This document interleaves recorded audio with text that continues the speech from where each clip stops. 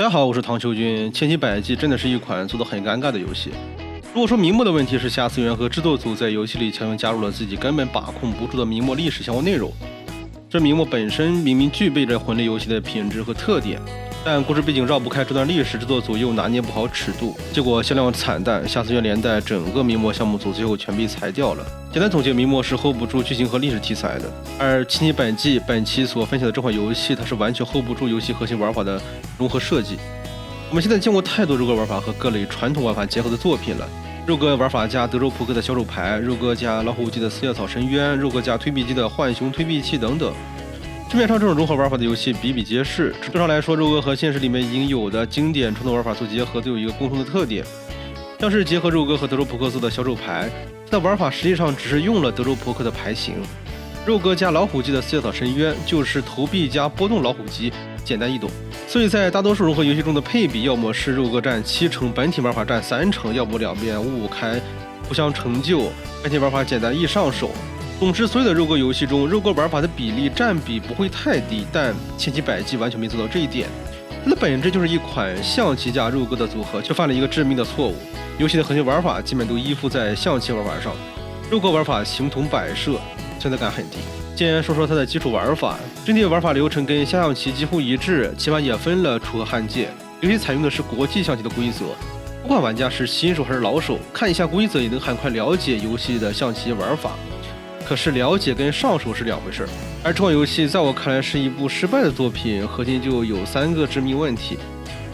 第一点是完全违背了肉鸽游戏的底层逻辑，第二点是传统国际象棋玩法权重真的太大，直接碾压了肉鸽设计，第三点是玩法设计本身也违背了象棋原本的对战底层逻辑。千奇百计是由肉鸽玩法设计的，玩家开局随机出3名棋子，包括士兵、马、国王、皇后等等，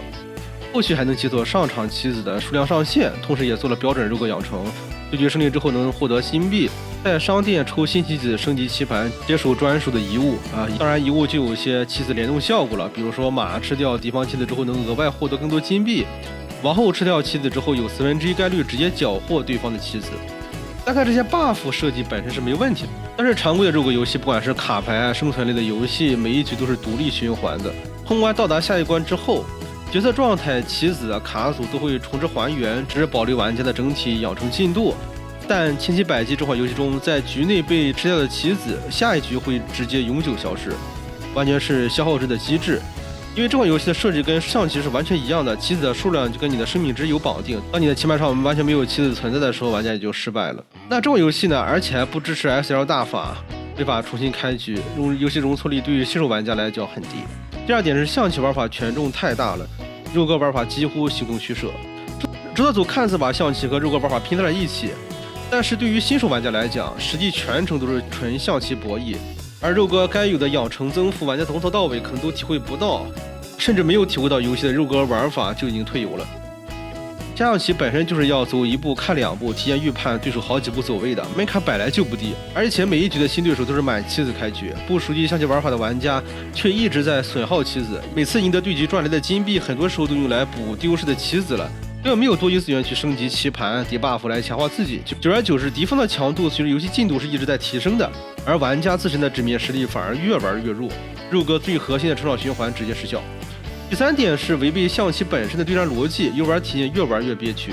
众所周知，实力相当的2个棋子对弈，根本不会出现一方棋子被吃光，另一方毫发无损的情况，这是象棋博弈的基本常识。但放到这款游戏里面，只要丢一些棋子就是大的亏损。